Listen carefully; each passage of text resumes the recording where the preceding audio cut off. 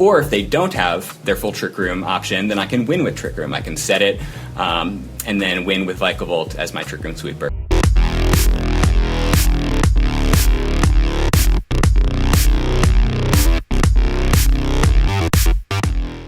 Hello, my name is the Jordan Coach of the Old Town Orangaroos, and welcome to the conference semifinals of the VBL Season 14. This week, I'm against who I consider to be the greatest team builder that VGC Draft League has ever seen. Steve is the champion of VBL Season 1 and has run a range of absurd challenges all of the seasons since, and has managed to make playoffs for most of them. His drafting restriction was all of his mons have to learn a move to blow themselves up.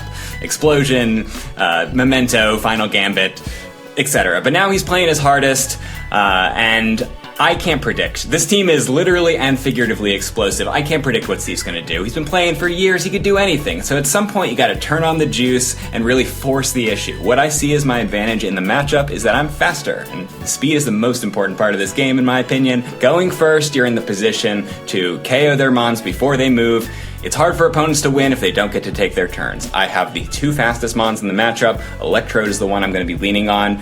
Steve's got all the tools, but what he doesn't have is natural speed. So as long as we keep going first, we destroy their mons who might change the equation that we keep going first, then we use our turns effectively, we pummel Steve before he can get into too many funny stuff. So we got the jazz, we got the funk.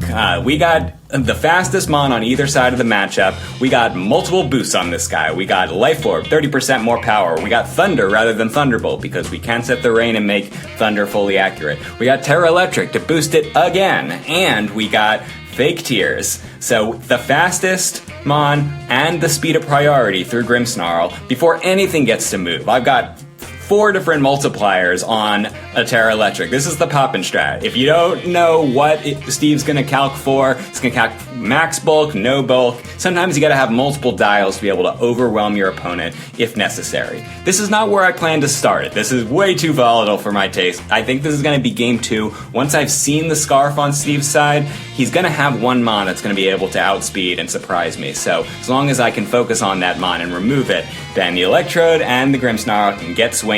Steve's team has a weakness in special defense. It's a lot stronger in physical defense, and it has 2 Intimidates. I don't want to mess around with Intimidates. I don't want to mess around with stuff I can't predict. So special attack and Grimmsnarl can Fake Tears for itself as well. Dazzling Gleam and Dark Pulse is really effective here. Taunt to stop that Smeargle from doing anything. So how do I start game 1 off in the most consistent manner possible when I don't know who has the Scarf and I don't know anything about Steve's sets? You start with a Gliscor at nearly max speed. It is faster than Steve's whole team except for Staraptor and a Zoroark who I don't expect to show up.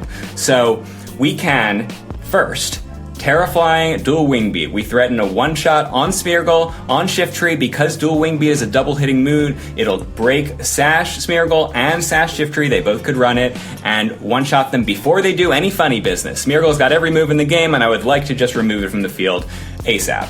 Same with Shiftry. It is threatening Fake Outs, Tailwind Abuse with its Wind Rider ability. I don't want any of that. So both of these mons are the Fake Out threats on Steve's side, so I have Fake Out immunity through Covert Cloak. So I can make sure to stop the disruption from happening, keep going first, keep pummeling them. So this Gliscor is really important to the plan because it has high horsepower and Dual Wing Beat, which are very good against a lot of Steve's team. And when we can't just blow them up from turn 1, the bulkier guys, the Annihilate, we don't want to stack Rage Fist boosts by hitting it multiple times. We instead Swords Dance up and then beat that guy, or beat a Metagross. So Gliscor is very, very important and a reliable piece. What can't it handle? It can't handle Staraptor. So that's why my lead partner, unless I see any surprises, is the Archaludon with Adrenaline Orb. So this is kind of deranged, but it deals with Staraptor for me. I think Staraptor is key, and Intimidate from the Staraptor is always what Steve's going to be doing. I don't have a way to punish Intimidate. It's very good against me. So instead, we just run all special attackers. The Intimidate triggers Adrenaline Orb, makes me faster than it, and then I threaten a one-shot with either Electroshot or with Terra Dragon Draco Meteor. This is a Terra-proof option, right? I don't need super effectiveness unless they are specifically Terra Fairy or Terra Steel. Terra Dragon Draco Meteor will destroy this Staraptor, so then I can keep going first and keep pummeling them. So Sturdy, because I do not know if Steve's going to be Final Gambiting or Terra Blast fighting or stacking on multipliers of his own. to have that one chance to live on 1 health, Archaludon can do a ton with every turn it gets to live on the field. I don't expect Steve to hit me a few times with dinky little hits and trigger stamina. Instead, I need that insurance. So Gliscor and Archaludon are the lead. And then you move into Politoed, who is also scarfed to outspeed their whole team. You keep going first. You're seeing the theme here. But sometimes the mix-up is no mix-up. I brought Scarf Politoed last week and then didn't get to bring it to the match.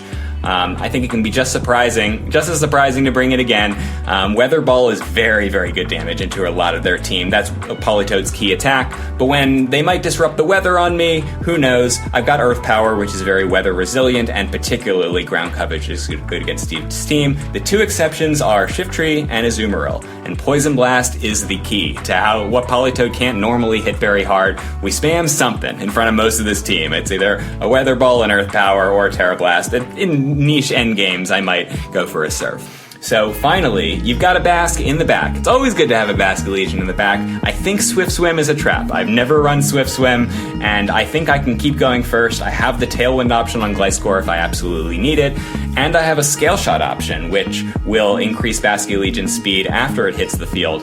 So as long as Basque Legion can take hits, things die. It's incredibly strong with adaptability, Last Respects. Their entire team dies when Basque Legion is the last mon.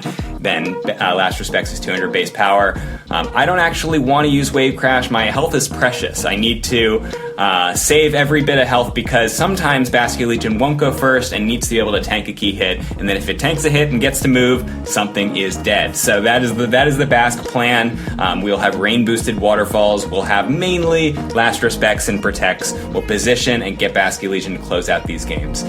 So that is the match. Steve and I are the last two of the original players in our conference. The other two are the younger generation. They've been winning the VBL more recently.